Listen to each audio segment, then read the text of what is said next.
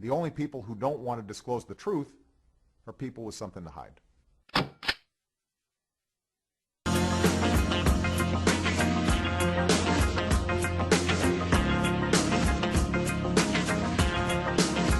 Live from Austin, Texas, broadcasting worldwide, it's Alex Jones.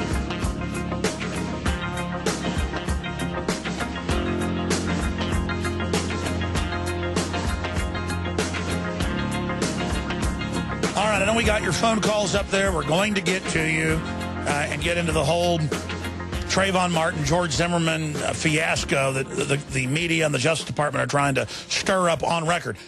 But we'll do that in the second half of this hour. He's also going to be interviewed for Obama Deception 2 and hopefully for the Nightly News if he's got time to do all of that after the main radio show. Lieutenant Mike Zullo is a former law enforcement office criminal investigator for New Jersey, trained in fingerprint identification, narcotics investigations, homicide, domestic violence, etc. He joined Sheriff Joe Arpaio's Maricopa County Sheriff's Cold Case Posse in 2005 when he moved to Arizona.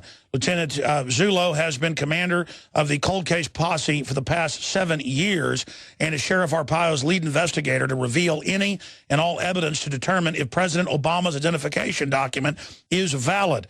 It was their goal to clear the document as authentic and move the country forward. And I've talked to people that were there, like Sheriff Mack, who was being asked first to do this, and it was just so many constituents. He said, okay, I'll do it. Guys, I'm sure this isn't true, because I know people that were there at the meeting. And then they're like, no, it's fake. And it's like, oh, no. And that's why the Justice Department's come after him now. You've seen all this. And again, we don't even know from my research who Obama is. 3 aliases, proven, records sealed, hanging out with a communist pornographer that looks just like him, that his grandfather would bring him to in the summers. I mean, just his wife saying in all these speeches he's from Kenya, born there, in the Harvard Review as the head lawyer, as the head of the Harvard Review saying that he was from Kenya, his book deal proposal saying he was from Kenya, and then saying, you're crazy if you say that. I believe more and more now that it is Dreams of My Real Father, the film, that shows who his real dad was, that was another cover. So from my view, we don't know who he is. We know he's lying. We know there's a cover-up. And, you know, you're a detective with a distinguished background. You've been burrowed into this now for several years. You were already there on the cold case, you know, dealing with serious crimes, Mike. So you didn't even ask for this. It was thrown in your lap by Sheriff Arpaio. So break down the saga, what it's been like, what's going on, the certified people that you've had, some of the top forensic experts in the country, the criminal case that's coming up, the Supreme Court of Alabama. From as best you know, what's going on here and what should the viewers know out there, the listeners know, because you know what MSNBC is going to do. They'll probably play a clip of this and go, they're crazy, and, you know, they're saying our dear leader is a fraud, but that's all they say. They say we're crazy. What's really going on? Well, Sheriff Arpaio did take this on, and we really went in there with the intention that this thing isn't going to be anything. Let's go in, let's clear the document, move the country forward. That was what the sheriff wanted. And it was like 24 hours later, I had to call the sheriff and say, we're going to have a problem here.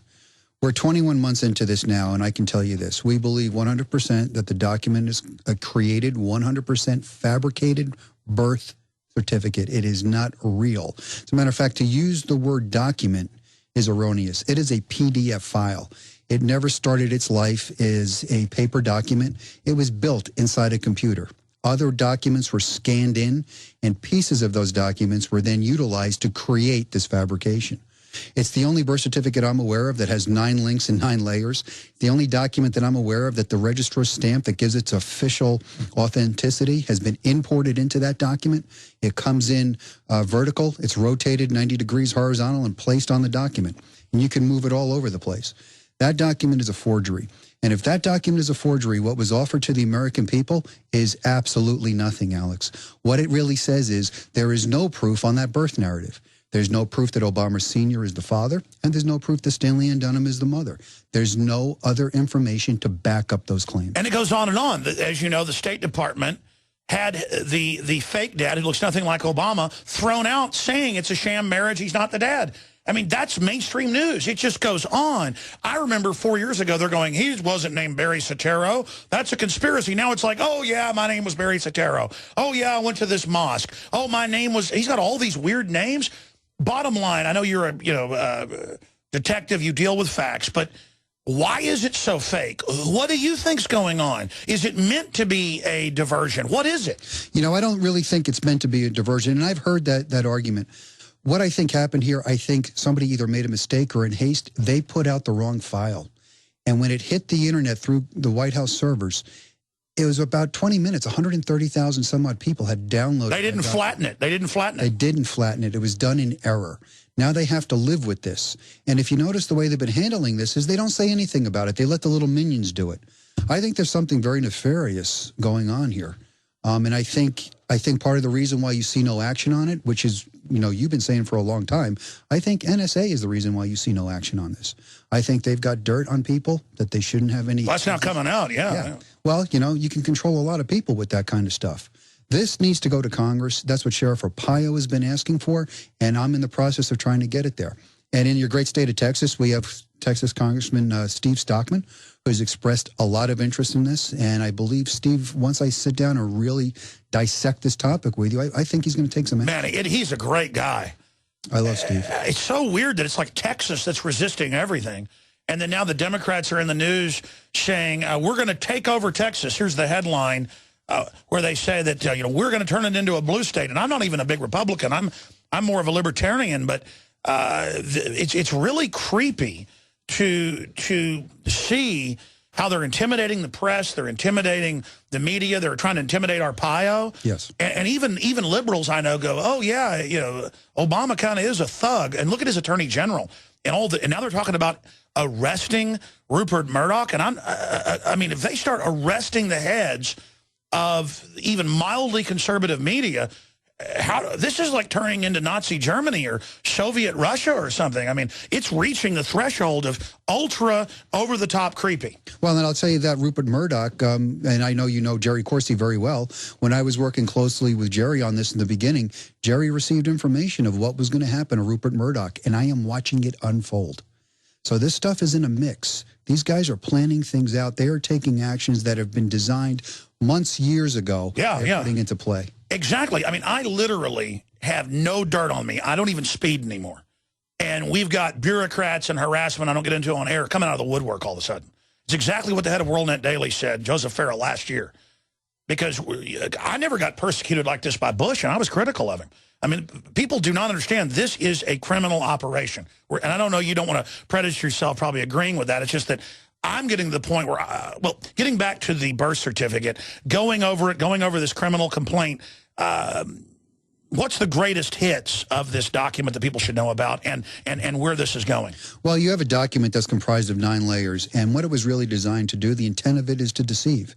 The intent of this document was to fool the unsuspecting public, to give you a document, and I do believe it was a precursor to Jerry Corsi's book, Where's the Birth Certificate?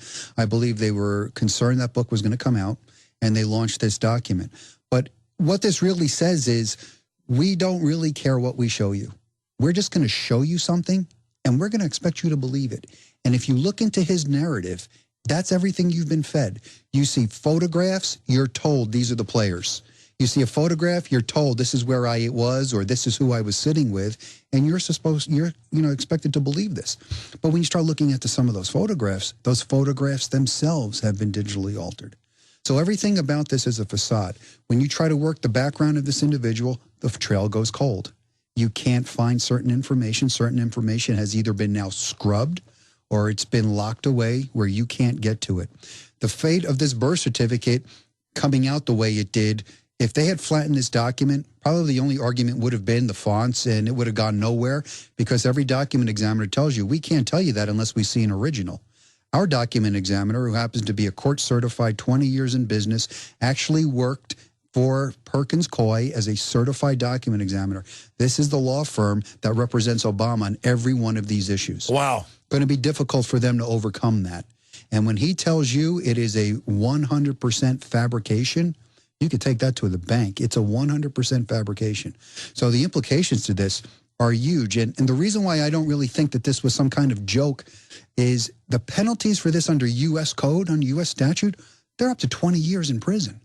The manufacture, the display, the passing on of this kind of document, you're looking at some serious jail time. Now, you go back into the way this document was released, and they set up Mr. Obama with plausible deniability. And it was done clearly in response to Jerry Corsi's book coming out the next week. I mean, I do believe that. It was so obvious, and the media was all poised to attack and slander and say the book had been recalled when it wasn't. You could see a clear psyops. You don't do that against something that is a fraud. Right. You only act like that when you're scared to death. Exactly, and I really do believe it was a preemptive strike trying to neutralize that book. And as Jerry could attest to, because we received the same information, it was not 24 hours after the release of this birth certificate, mainstream media, Fox News, nobody would talk about this issue anymore. And I have individuals, and I cannot divulge who they are for fear of their losing their occupation, in that genre that told me straight out, we were threatened. If we talk about this any longer, we're going to be fired. Oh, I talk to press all the time that get threatened. They're told point blank, don't even criticize Obama. So you don't have a free press anymore. When you don't have a free press, how do you vet a president? This man has never been vetted. This man has never gone through the ringer of being vetted. You know, and with Sheriff Arpaio, it's kind of like a joke in his office. I say, you know, Sheriff, he can't pass the background check to be the janitor in your jail. Well, that's what I want to talk about when we come back. I've read a lot of history, and I've read a lot of Cold War stuff, and the only time I've seen backgrounds with people, to use a fiction account, it's like No Way Out with Kevin Costner, the only time you've got backgrounds this shaded and different things is when it is a sleeper cell foreign infiltrator. Now he could be a corporate infiltrator, whatever he is, but I've never seen somebody that has a Manchurian Candidate cutout. And you only see this with somebody that is an operative of something. And so it's really scary because I didn't really get into the birth certificate thing and cover it until I saw that fake. And then I said, oh my gosh, this is all real. Mike Zullo's our guest. Stay with us. The only people who don't want to disclose the truth are people with something to hide.